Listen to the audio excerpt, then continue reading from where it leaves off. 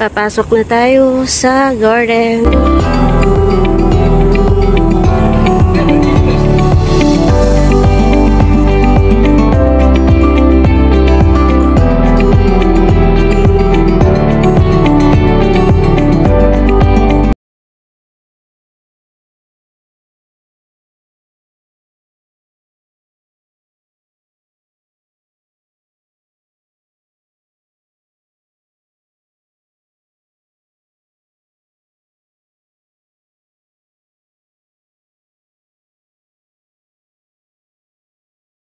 Umakyat muna tayo dito at magpa-picture, baka magtampo. Ganito lang talaga pag nagsusolo ka mga kahabhab. No problem. Para-paraan yan. Para sa content, lahat ay gagawin. Mag-e-enjoy talaga yung mga mata nyo dito mga kahabhab. Napaka-colorful naman kasi ng paligid. Ipapakita ko lang sa inyo kung saan tayo pumasok. Yan ang entrance. At eto naman ang paakyat sa taas. Diyan tayo gagala. Titingnan natin kung ano meron nga ba ang nasa loob. At eto nga ang bubungad sa inyo, ang dalawang sumo. Tapos, ang side naman ito, makikita nyo ang pugada. Grabe no, sobrang effort talaga ang paggawa ng park na to. Lahat ng nakikita nyong sculpture ay merong pento. Yes, meron yung mga history. At syempre, mag-human drone muna tayo, charis. O, diba bongga? Pakaganda. Nakikita ko lang to sa mga Chinese movie. Yung sa mga historical, ikot-ikot muna tayo at hiluhin ang ating sarili. Eh, syempre, wala naman tayong magawa. Ito yung mga scenery na nakikita natin sa mga Chinese drama. Diba?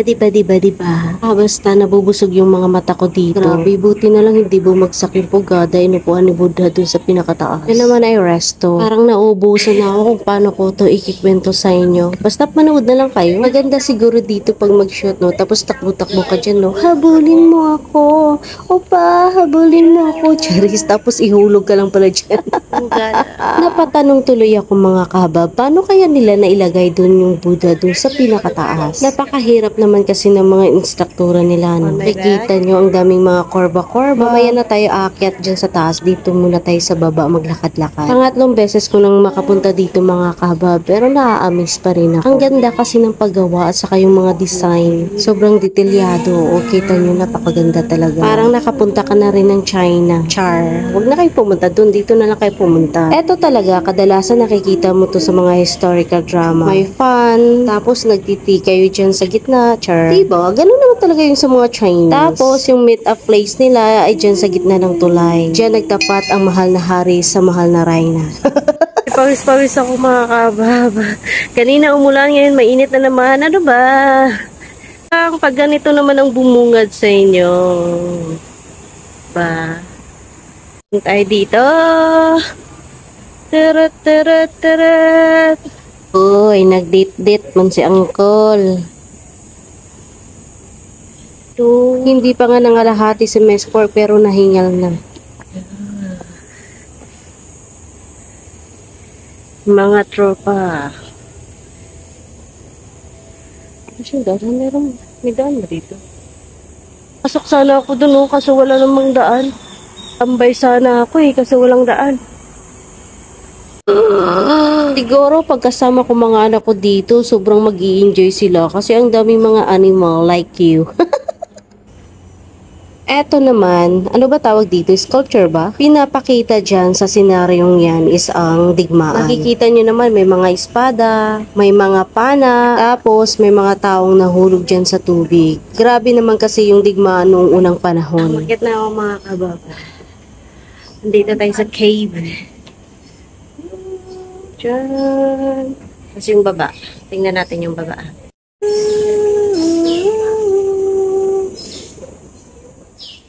Totoo kaya na merong mga dragon noong unang mga panahon? Siguro oo no, pero sa ibang bansa, maybe. Nasa taas na tayo mga kahabab at yan yung kabuuan sa baba. Diyan tayo nang galing kanina at umakyat lang tayo dito sa medyo mataas na bahagi. Sobrang init. Hindi ka pa nakalahati ang garden na to. Pero pagod-pagod na ako. Sakay na lang kaya ako kay Dragon. Grabe, napaka-artistic. Nakakabilib naman talaga yung mga architecture, yung mga nagdi-design sa mga ganito. Ano ba tawag dyan? Basta salot sa inyo mga people. Nang dahil sa inyo, na-enjoy namin ang mga ganitong part, yung mga ganitong imahe na dati sa mga libro lang namin nakikita at sa mga movie. Grabe yung mga imahinasyon nila, no, saka yung mga idea. Kasi itong part na to is simbolo ng mga unang panahon, yung mga nangyayari noon at binuhay nila sa pamamagitan ng paggawa ng park na ganito. Para naman hindi makalimutan ng mga tao. Happy ka dyan, Miss Park. Sinulit-sulit ko talaga mga kahabab kasi gumala ka na eh. Di, pasukin mo na ang kasulok-sulukan ng park na yan.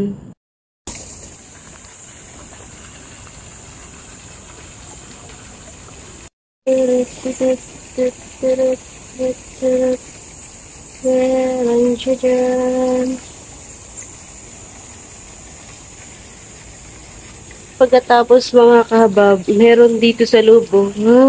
Kaso madumi, ayokong pumasok dyan. Basa-basa eh. Ayoko pumasok dyan, saka may amay.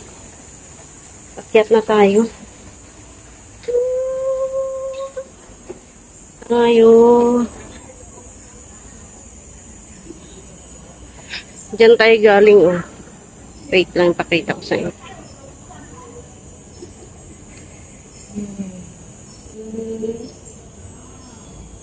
Grabe mga kabab, hindi pa ako nangalahati. Andito pa lang ako sa baba. Pero parang mauubusan ako ng oxygen. Mainit na rin kasi pagkatapos angatin pa siya. Tapos hindi mo maiwasang magpicture-picture muna kasi may toilet pala dito. Pwede pala umihi. Aakyat pa ako dyan oh, tapos iikot. May andun yung mga king kong sa taas eh. Nakapunta na kasi ako dito nung matagal na.